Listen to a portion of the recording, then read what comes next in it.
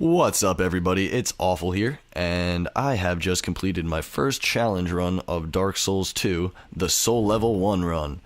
Now, I completed this challenge run in the original game, Dark Souls 1, and I have to say that it is much less forgiving this time around, just based on the sheer fact that you don't have invincibility frames off the bat like you did initially in Dark Souls 1, makes this playthrough much more difficult, in my opinion. You start the game at level 1 with base 6 in all stats.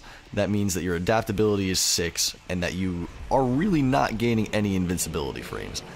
Now, the DLC has added in a few rings that will make this playthrough a little bit easier, including the Simpleton's ring, which will give you an extra 5 adaptability and make your rolls a little bit more forgiving. I personally didn't use these rings, but that doesn't mean that you shouldn't. If you're having trouble going through the Soul Level 1 playthrough and your biggest issue is that, you're slightly mistiming rolls, grab the Simpleton's ring. No one's going to hate on you for it. I'm not going to hate on you for it. The Soul Level 1 playthrough is all about you're already challenging yourself. I decided to impose a slightly more artificial challenge on top of that. It is what it is. You don't have to restrict yourself to the same limits. Because, along with that ring, you can also add a little bit more to your weapon arsenal with the strength and dexterity rings in the DLCs. You can, I believe, even with the Crown of the Sunken King and the strength ring and the dex ring, wield the Zweihander at level 1, which is awesome. Everybody loves the base cannon.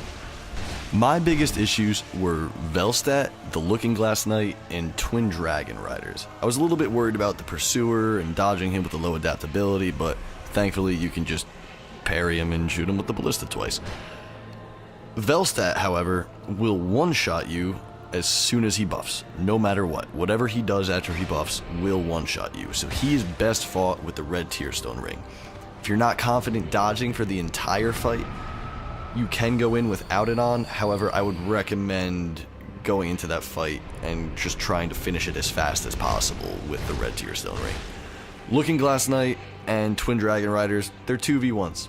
That's what makes them difficult. It's that simple. At least Twin Dragon Riders, you can kill the Great Bow user pretty quickly, so that was my strategy there. And Looking Glass Knight, my strategy was just avoid the summon, I didn't want to fight it at all, and that's how I successfully killed him. I was able to kill him before he summoned a second one, and that made things easier than trying to land hits on the small guy while Mirror Knight is doing a very good job blocking him. If you're trying to do this yourself, the only tips that I can really give you are, check out those rings if you're having trouble, or if you really, don't trust yourself, or maybe if you just want to use a different weapon. Mace gets used a lot, club gets used a lot, and broadsword gets used a lot, but it'd be cool to see someone just rush those rings and go through it with the Zweihander. That would be awesome. So if you're trying to do it, just be patient. It's not a speed run, and just have fun with it.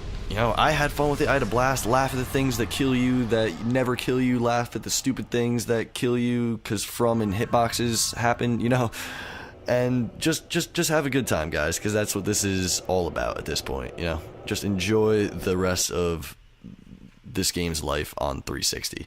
So, without further ado, that's me signing out, and hope you guys enjoy the video.